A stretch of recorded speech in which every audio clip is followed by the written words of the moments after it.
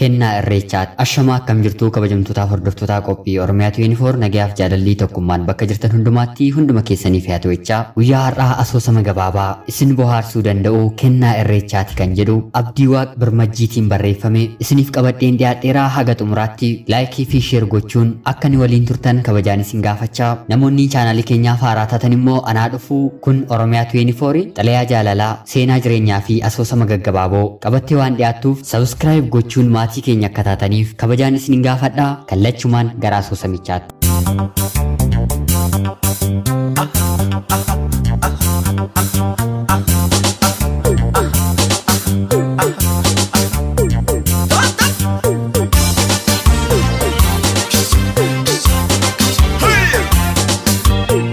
Kennaa irreechaati Abdii Waaq Birmajjiitiin kan barraa'e.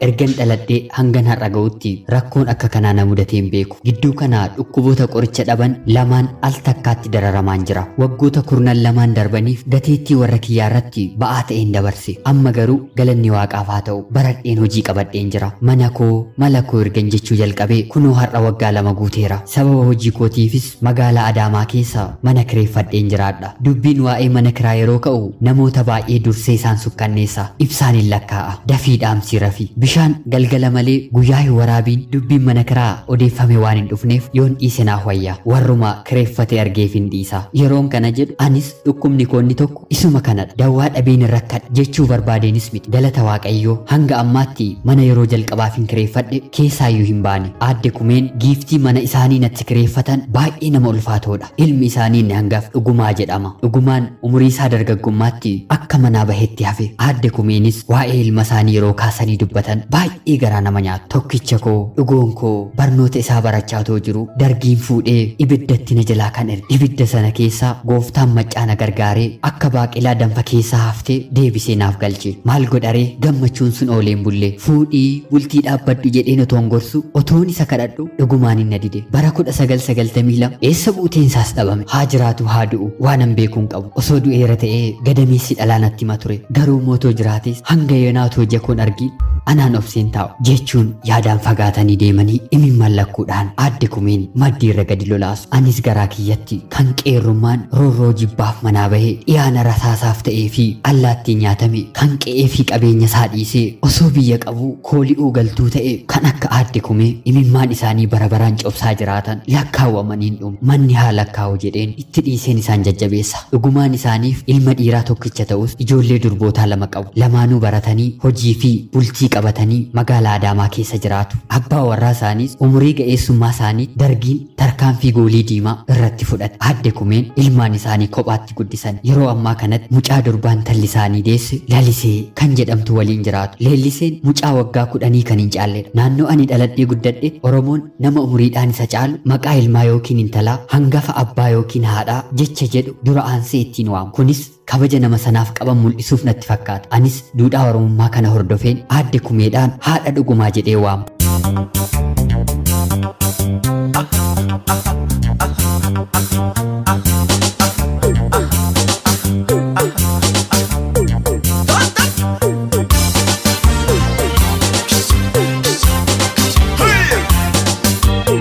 Haadha dhugumaatiin akka gaariittis walii galan akka ilma isaaniitti malee akka alagaatti illee nan ilaalan. Buna danfisanii dhaabanii bakka ani hin jirretti yoo dhugan akka araada isaanii illee hin baane yeroo hedduu natti mataniiru. Cororsaan gaafa ayyaana qillee na nyaachisan isa ani yeroo tikseen ture jireenya koo durii na yaadachiise. Yeroon tiksee ture guyyaa ayyaana masqalaa yookiin gafarsaa ganama waarii loonii waaree baasne kaloo tiksine quqquubsine yeroo deebisnu okoleen qophaa'ee nu eega. Harmeen cororsaa jechuun buddeen xaafii isa dhadhaa baksaan itti gadi cororsameen nuuf laata. Oggum yaa mi'aawasaa qaaruu keessa gorora namaa cabsaam jiran. Isa kana nyaannee hiriyoonni ollaa walitti dachaanii sirba birraa birroolee fi eeboo kee sirbina. Haati dhugumaas isuma kana na yaadachiisan. Walumaa galatti haati dhugumaa nama gaarii akka warra mana namatti kireessanii karrara taa'anii bahaa fi gala miilla namaa eeguun dubbiin naman simatan. Anis amalli koo akkuma dhadhaan naman quuqu jechuus dubaadha tuqan malee naman tuqu abbaa of jajaa qofa naan hin jedhiinaa malee kanumatu hanga yoonaat waggaa 2 guutuu haadha dhugumaa waliin akkan turu na taasise. Dubbii ijoo waa'ee dhukkuba kootii dagadheen kan haadha dhugumaatiin gurra isin duuche miti dubbichi akkana. Dhukkubni koo inni duraa yaala dhabee na dararaa jiru yeroon itti nama qabuu fi sadarkaan dhukkubbii isaa walaa caalu malee dhala namaa hundumaa inuma qaba. Jaalala eeyyeen dhugaadha. Dhukkuba kanatu yeroo dhiyoo kana keessatti mana haadha dhugumaa kireeffattee kan jirtu intala tokkorraa naqa. Baay'ees na gubaa jira. Intalli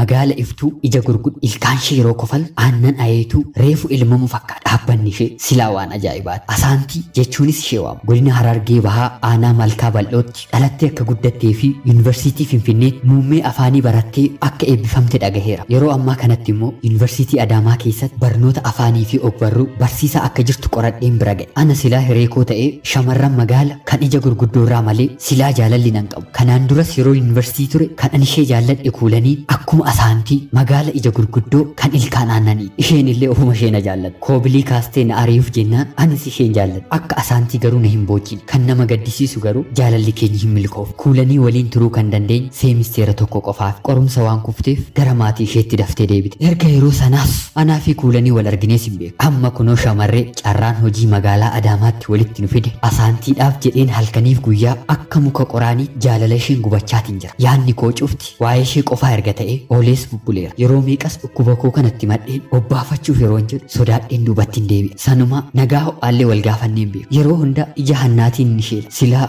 baay'ina xalayyaa ishee gaafachuudhaaf hin barrees garuu otoo isheetti laatiin kukkuteen ciccire lakkoofsa isaa isinitti himuu hin danda'u. Kan koof kan ishee anumaaf waaqa gidduutti icciitii ta'ee haahafu. Manni hojii kiyyaa kisaara waraqaan cicciree gatuu fi qalamni ittiin hin barreessu kanuma isaanii ani bitee hin beeku. Maal jettu yaa jarana osoon dhukkuba koosa kana dhukkubsachaa jiru kan biraan itti naaf dabalame. Cabarratti buqqa'a jedhu miti hiri akkuma barsiifadhe hojiirra argan bahee hiriyoota koo waliin magaala keessa ergan galgaleeffadhee booda gara mana kootiitti hin qajeele. Haadha dhugumaa nagaa hodhaa gaafadheen mana koo banadheen ol seene. Mana kiyyas amanuu hin dadhabe.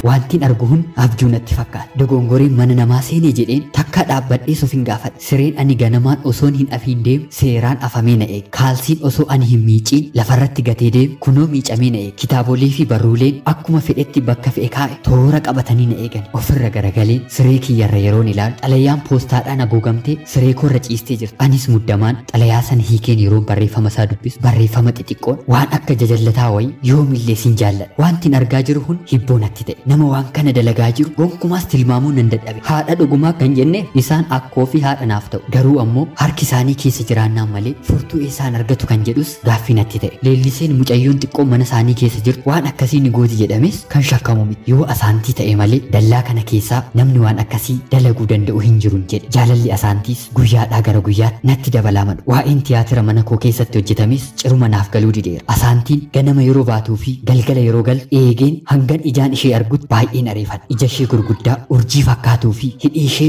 ilillii birraa dhohuuf jedhu fakkaattu sana ijaan osoo hin argiin ooleen osoo hin bulee hirribni ija kootti hin dhufu. Yeroo tokko yeroo isheen haadha dhugumaa waliin haasa'uuf itti dabalamee haasa'uuf onnee dhabus manuma taa'een dubbii ishee dhaggeeffadha. Itti nan mirqaanas. Ishee jaalladhee haafuu shamarree loqoda Harargee dubbatan dhaggeeffachaa soon oolee gonkumaayyuu hin quufu. Har'as akkuma yeroo kaanii hojii ooleen yogguun gara manaatti galu wanta armaan dura mana koo keessatti raawwate lammeeffateen arge. Isa darbe irraa wanti adda isa godhu yoo jiraatu xalayaan poostaadhaan otoo hin taane poosti kaardiidhaan haguugamee siree kiyyarratti fandas jedhee ciisa. Abaaboon qalbii namaa hawwatu kan halluu diimaan faayames itti ida'ameera.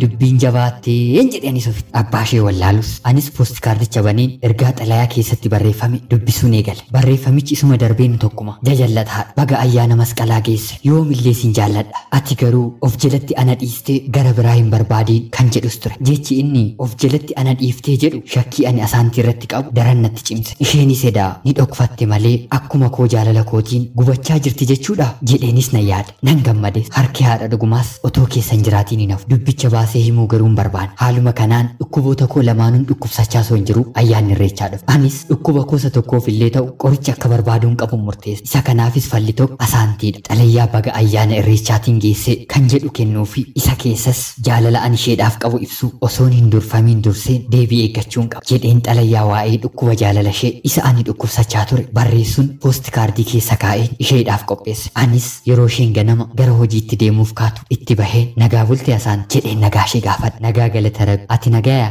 jettee loqoda harargeennaaf deebiste. Otuma nulladhu anis xalayyicha ittan hidhadha. Maalinni naan jette nyaara gugguuraa na harkatti ilaalte kennaa irreechaa jedheen harkaan ittuma hiixachaa ija koo ija ishee samii dhagaa sanarraa otoon buqqifatii hayyee galatoom jettee foolii ishee isa akka siddisa birraa urgaa'uun natti dhiiftee kennaa fi miidhagina ishee fudhattee na biraatii sofa.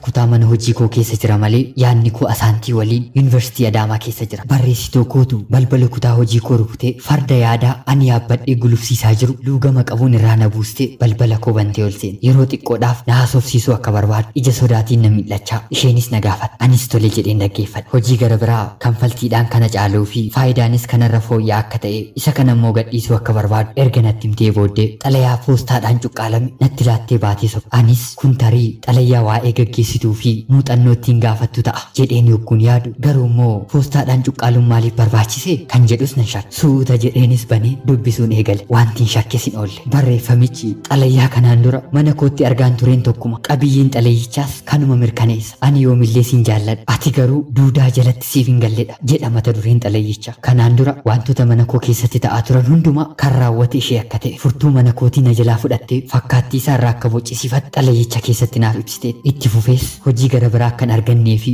ija koo duraa yoo fagaate jaalalli na dhiisa jettee waan amanteef hojii dhiisuuf akka murteessite naaf barreessite. Dubbisee yeroon fide dugda kootu naci furtuu mana koo waraqaadhaan cuqqaalte kennaa irreechaati jechuun irratti barreessite xalayicha keessa keesseeti. Yeroon gara manaa galuuf ga'u yaadni koo hundi waa'ee asaantii ta'e. Maal jedheen ija ishee ol jedheen ilaala. Hammuman gara manaatti dhiyaadhu dhahannaan onnee kootii dabalaadhu. Yeroon dallaa ol seen namni tokkoyyuu ala hin jiru. Dafeen karra saaqqadhee sollixe. Siree koo irratti of darbeen dugdaan ciisee sooraa manaa asii ol ilaalu jalqabe. Eessa akka inni dhufe soon beekin yaadonni hedduus al takkatti na marsan. Waa'ee caaltuu jechuun barreessituu koo ishee sababa jaalala kootiin hojii dhiiftee manatti galtee maal gochuun qaba? Eeyyeen mana ishee deemeen akka isheen hojiin dhiiste ishee gorsuun qaba jedheetanii yaada. Garuu ammoo yoo ati jaalala kootiif deebii naaf laatte malee hojiitti hin deebi'u yoo naan jette kan jedhus gaaffii natti ta'e. Otuma yaada kanaan marfameen siree koo irra ciisaa jiru keessummaan balbala rukute. Akkuma balballi rukutameen naasuun yeroo qaama koo weeraru baay'ee natti dhagahama. Utaaleen ka'een bane. Haayiboo guyyumaan rafuutti kaatesaa asaantiidha amanuun dadhabe. Wantan deebisu wallaaleen yeroodhaaf afaan na hidhame.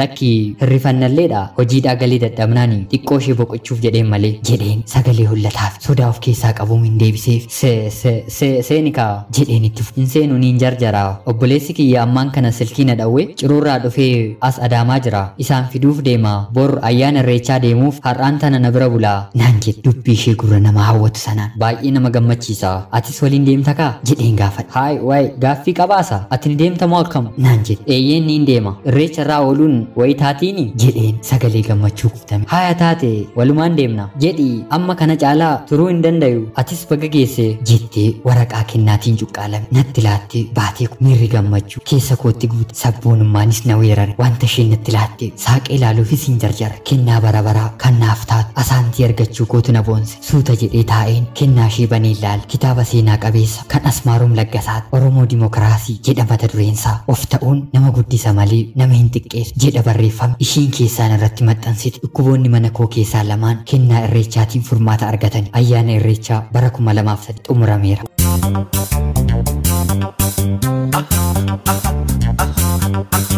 Hubachiisa seenaan asoosama gabaabaa kana keessatti dubbifamee seenaa dhuunfaa kootiinis ta'e kan nama biraatiin gonkumaa waliin qabatu guutummaa guutuuttis hojii kalaqaati. Abdiiwaaq Birmajjiin.